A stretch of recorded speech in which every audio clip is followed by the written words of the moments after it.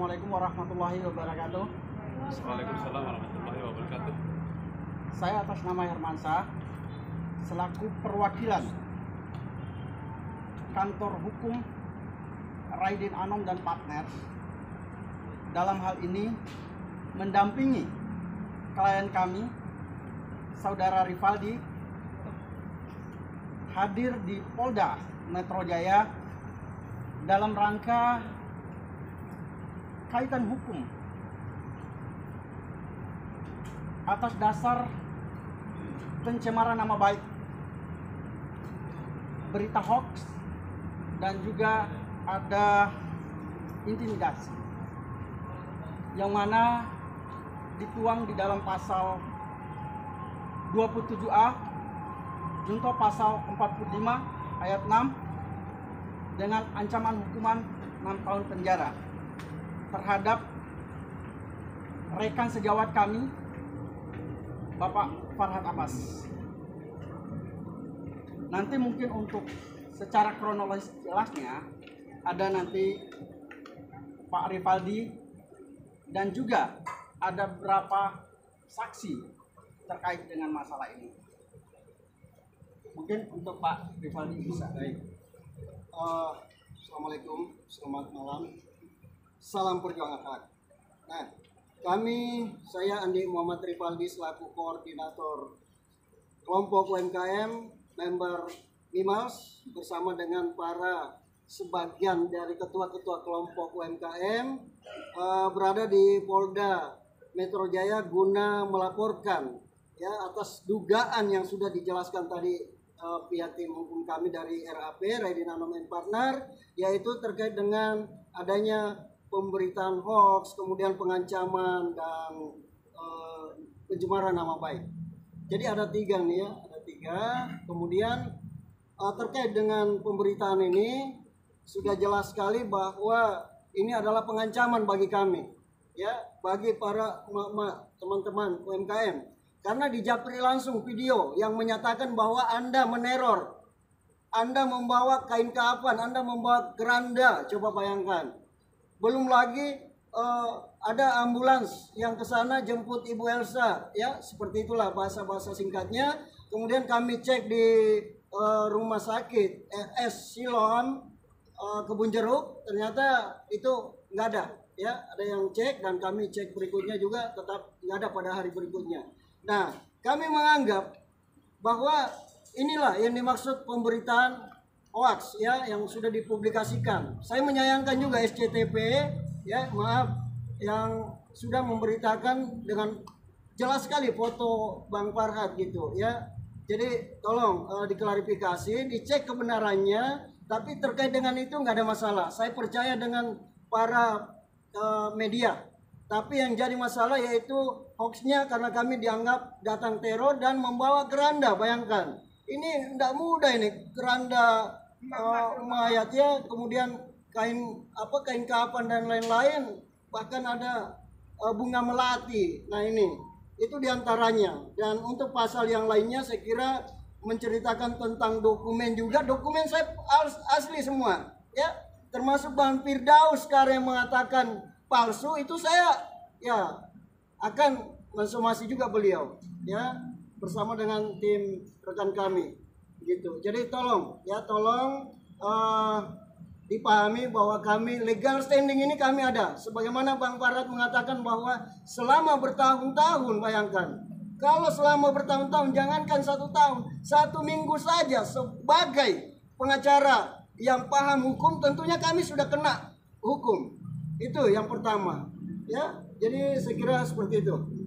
Nah, sekarang kaitan dengan LP ini adalah terhadap Bapak Farhad Abbas, sejawat kami yang tentunya ujaran hoax dan juga pengancaman pencemaran nama baik.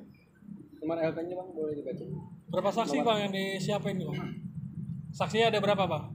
Saksi ada 3 untuk sementara. 3 orang. Barang buktinya apa aja? Barang LP ini sebutin Bang.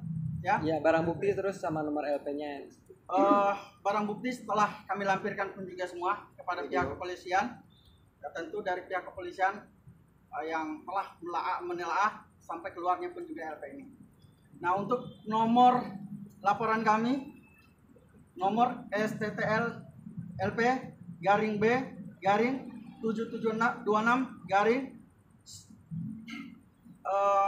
12 garing 2024 SPKT Polda Metro Jaya. Ancamannya 6 tahun penjara. Itu satu pasal 27 junto 45 ayat 6. Saya kira nggak ada komunikasi ya, karena nomor saya diblokir. Ya, kemudian kalau yang komunikasi itu ibu-ibu, ya Ibu Rita dikomunikasi, diancam via WhatsApp, ada di screenshot tadi ancamannya. Kemudian dikirimkan video. Jadi video tersebut sebelum beredar di di media sosial itu sudah dia buat dan diberikan ke Ibu Rita ini. Ya, ada. Ancamannya gimana, Pak? Ancamannya dia akan mempidanakan saya, siap-siap akan hidup. Setiap hari ini tadi aja dia mengancam, siap-siap akan hidup. Dijapri langsung ya nomor HP-nya Farhad Abbas langsung ke nomor HP Bu Rita. Konotasi hidup itu apa? Akan dibawa, akan dipenjarakan. Banyak, Pak. Apalagi?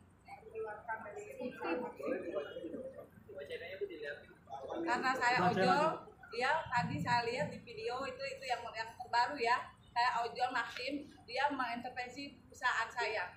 Untuk mengeluarkan saya, apa maksudnya gitu loh? Seakan-akan kan gimana gitu loh, mematikan mata pencarian saya gitu. Kalau saya kan baik-baik menemui dia ke rumah dia, temuinlah kita baik-baik mama, ya kan? Jangan nggak mau menemui, jangan sepihak dia, duduk bareng lah kita kayak Pidi. Kita kemarin datang ke rumah Pidi baik-baik, kita nggak marah-marah, makan dikasih makan. Tapi kok dia Elsa Farhad tidak mau menemui kita. Kenapa? Kita tuh mau tuh duduk bareng. Kemana ini duit yang 55 M? Temuin kita baik-baik, ya kan? Jangan di sosmed mengatakan kita penjahat, banyak macam-macam preman kita dikatakan di sini loh, di WA ngechat ke saya. Saya hanya orang tua ya, hanya buat ngebiayai anak saya kuliah. Duit saya di dalam itu lumayan banyak, buat anak saya kuliah dan sekolah, sampai anak saya belum bayaran. Tolonglah, saya mau ngecek waktu dapat video itu, Elsa dikatakan gara-gara UMKM, Elsa dapat serangan jantung, seakan-akan saya lebih dari teroris. Saking jahatnya bejat tuh manusia. Dituduh membunuh apa? Saya cuma cross check kok, datang ke Sareom rumah sakit Kebonjeruk. Ya, terkait dengan itu memang kami ya datang ke rumah Ibu Elsa itu atas izin juga ya oleh karyawannya Ibu Elsa untuk masuk ke dalam. Lalu kemudian disuruh nunggu sampai maghrib. Akhirnya setelah maghrib datanglah pihak kepolisian yang ingin membantu kami untuk mediasikan. Lalu kemudian pihak kepolisian mengatakan bahwa belum bisa dimediasikan dan pulang. Lalu kemudian kami keluar makan malam. Nah, sepanjang malam itu sampai jam 10 malam itu nggak ada ambulans yang menjemput Ibu Elsa sebagaimana yang disuarakan Bang Farhad Abbas setelah Isya, katanya dilarikan ke ambulans. Nah, ini nggak ada. Lalu kemudian kami cek lagi di rumah sakit seperti yang diceritakan tadi ya. Kemudian dibahasakan juga bahwa kami katanya ibu-ibu menjelek-jelekin polisi ya. Nah, itu nggak ada. Ya, kalaupun ada itu dari live ya, dari live. Itu bukan mereka gitu. Seperti itu, Bang. Dan kami nggak tahu netizen yang live itu. Ya, Bang. Sok. Ya, selamat malam teman-teman dari media semua yang saya hormati. Kami dari Raiden Anom dan Partners hari ini setelah begitu alot di dalam akhirnya menyelesaikan laporan untuk pendampingan kami terhadap klien kantor kami, Mas Andi, berkaitan dengan pelaporan kami terhadap Profesor Dr. Ibu Elsa Sarif, SHMH. Tentunya ini bagi saya pribadi sebagai akademisi, praktisi, presiden buruk dalam dunia pendidikan kita. Bagaimana negara ini begitu banyak profesor diduga melakukan kejahatan-kejahatan. Ini menjadi buruk, merusak pendidikan kita. Untuk selanjutnya nanti, ini laporan kami ini berkaitan dengan dugaan laporan palsu dan dugaan identitas palsu. Nanti rekan saya yang menjabarkan. Untuk teknis dan kronologis, Mas Andi yang menjabarkan ya. Baik, selamat malam. Saya Wabarakatuh. Hari ini kami baru kelar, kami mendampingi klien kami, yaitu klien dari kantor hukum Raden Anom dan partner, yang mana klien kami bernama Andi Muhammad Rivaldi. Beliau merasa menduga bahwasanya Profesor Dr. Elsa Sarif, SHMH, mempunyai 2 KTP. Jadi kami tafsirkan di situ masuk ke pasal 77 pasal 94 Undang-Undang nomor 24 Undang-Undang Amindu nomor 24 tahun 2013, perubahan dari Undang-Undang nomor 23 tahun 2006. Junto pasal 220 KUHP, seandainya terbukti KTP ganda tersebut dan hal-hal kronologis dari pengaduan klien kami, mungkin klien kami yang kami ceritakan. Oke, baik. Oke, boleh. Ya kan hari ini juga selain melaporkan Elsa Sarif, juga melaporkan Farhad Abbas. Oh ya. Bang Eva, terkait apa nih? Mungkin bisa ceritakan perbedaan laporan dari FK dan IBL sendiri. Mungkin tadi udah dijelaskan lah ya soal laporan FA dan nomor STBL-nya, nomor laporannya, dan udah diurut kronologisnya. Sekarang yang ditanyakan apa lagi? Ya, untuk laporan Elsa Sarif sendiri. Ya, perbedaannya apa? Elsa Sarif, Ibu Elsa Sarif, dugaan kami adanya laporan palsu. Ini laporan di Jakarta Utara yang dilaporkan sendiri oleh Ibu Elsa Sarif, ya, di Polresta Jakarta Utara atas dugaan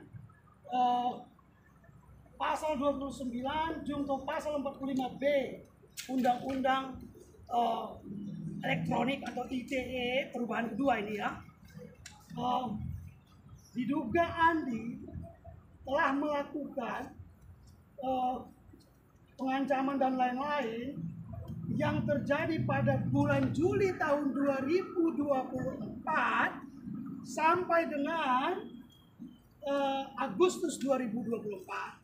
Yang mau saya katakan adalah mustahil seseorang di negara ini melakukan kejahatan hitungan bulan. Ini mengatakan Juli sampai dengan Agustus, 2 bulan penuh seseorang itu mustahil. Yang kedua, ada alamat di sini, ya, yang terjadi di Jalan Pulau Pelangi Blok E sekian dan seterusnya. Setelah dicek oleh Mas Andi sendiri dan tim kita, baik ke RT orang yang tinggal di sana, beliau tidak tinggal di sana.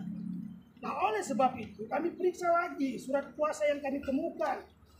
Ya. Ini surat kuasa khusus Profesor Dr. Elsa Sarif kepada Bapak Farhad Abbas. Nah, alamatnya di Menteng. Alamatnya di Menteng. Jadi ini ada 2 alamat yang berbeda nih. Oleh sebab itu kami melaporkan atas dugaan identitas ganda sebagaimana yang diatur di Undang-Undang Amindu serta di KUH pidana kita pasal 220 dengan ancaman pidana KUHP-nya 1 tahun sekian bulan maksimal dan di Undang-Undang Amindu 2 tahun sekian bulan. Kurang lebih begitu, Pak. Ya. Pak, nomor LP-nya sebutkan, Pak. Oke. Sandi silakan sebutkan. Baik. Nomor LP, saya sebutkan langsung.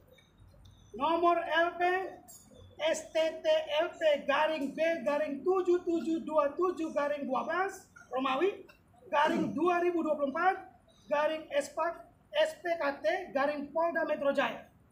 Itu. Ada lagi? Pak, terkait kemarin kan ada laporan juga pada Pak Andi dan katakan ya tapi gimana Pak? Iya, tentunya laporan itu hak setiap orang gitu ya.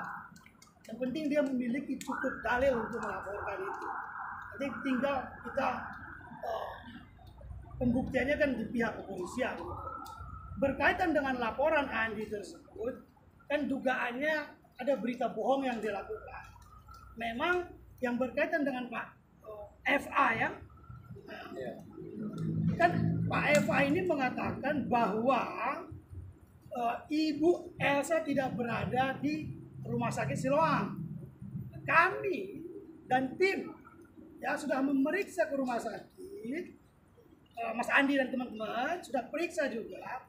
Berdasarkan keterangan yang direkam oleh saudara Andi dari pihak rumah sakit mengatakan yang namanya Profesor Dr. Elsa Sharif tidak berada di rumah sakit tersebut sebagai pasien.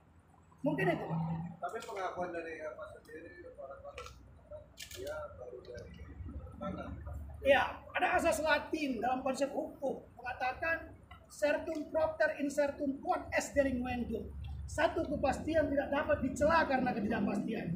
Biarkan dia melapor untuk mendapatkan kepastian dan kami pun membuat laporan untuk mendapatkan kepastian.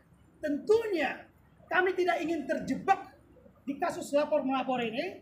Kami akan fokus mengangkat, mengurusi, menjaga masyarakat UMKM ini yang diduga uangnya diambil atau dititipkan di 3 nama tersebut. Dan kami juga akan membuat laporan dalam waktu dekat ini, ke depan, beberapa hari ke depan. Pak Sanjay sendiri akan membuat laporan tersebut. Mungkin itu. Berarti Pak Sanjay akan datang ke Indonesia karena kan sekarang berada di sudah ada. Ada di Indonesia beliau, Pak Sanjay ada di Indonesia. Kami sudah tanda tangan kuasa, kemarin juga tim bertemu dan bermusyawarah. Pak, ini kan ada beberapa mama yang tadi kabarnya terkait ancaman ya? Ya. Atau teror ya? Ya. Apakah ada rencana mau ke LPSK minta bantuan perlindungan? Ibu Perlindungan silakan. saksi. Bisa jadi. Ya, Kami akan laporkan. Ibu ini dalam hal pelaporan hari ini menjadi saksi. Ada beberapa nama yang disebut namanya, yang dimention namanya secara jelas oleh saudara FA menjadi saksi. Untuk mempersingkat, karena ini juga sudah malam, teman-teman wartawan juga sudah sangat luar biasa menunggu. Kami berharap sekali bantuan dari teman-teman wartawan, jurnalis untuk mengikuti pergerakan kasus ini. Sebab apa? Kami tentunya mendapatkan informasi yang sangat valid bahwa orang-orang yang diduga atas kasus ini, UMKM ini, menghubungi beberapa media untuk stop mengekspos kasus UMKM ini. Jadi kami akan fokus perihal laporan ini. Kami sebenarnya tidak terlalu ini tentunya hak mereka karena dia merasa terintimidasi. Ibu ini merasa terjolimi. Ibu ini merasa dia tidak tenang, terancam. Di WA oleh siapa Bu? Secara langsung ya. Dan bukan cuma ibu ini, ada banyak ibu-ibu lainnya juga. Ya.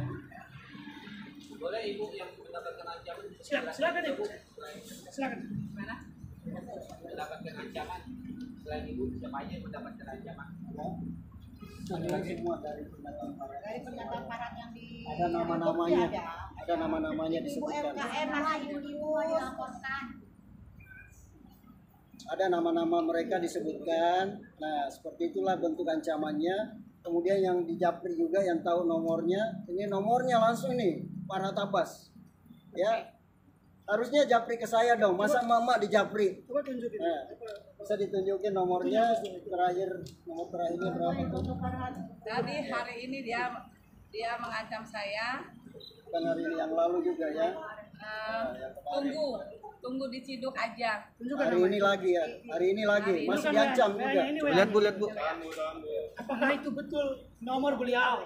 Fotonya sih profil picture benar. Itu chat dengan Farhad ya, Bu? Sesuai. Chat Farhad langsung ya, dengan Bang Farhad langsung ya? WA langsung Farhad.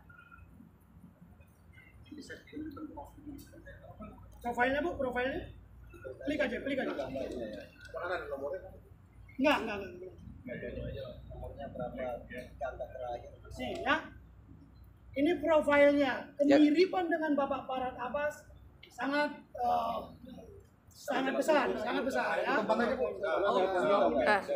Pernah nelpon juga, jadi dipastikan nomornya beliau juga.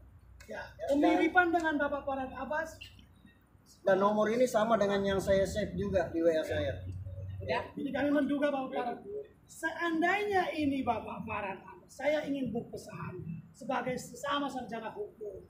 Ya, jangan kita membuat resah ibu-ibu. Ya, ini masyarakat susah, sudah dijolimi, uangnya hilang, lalu di WA seperti itu, kasihan kita. Pak Farhad sebagai junior, saya menghormati betul Bapak ini. Ya, dari kecil saya menonton, kiranya sudi stop untuk me-WA ibu-ibu seperti itu. Kasihan mereka. Dan saya sekali lagi Bapak Ibu ingin menyampaikan rekan-rekan semuanya, meminta kepada Pak Kapolri untuk mengatensi kasus ini. Kasus UMKM ini, bukan urusan melapor ini. Ya, tentunya setiap laporan harus ditindaklanjuti. Tapi kami meminta kepada pemerintah, baik Presiden, Wakil Presiden, dan Bapak Kapolri untuk memberikan special attention to this case. Atensi khusus ke kasus ini. Oke. Cukup deh. Cukup. Ya, Terima kasih.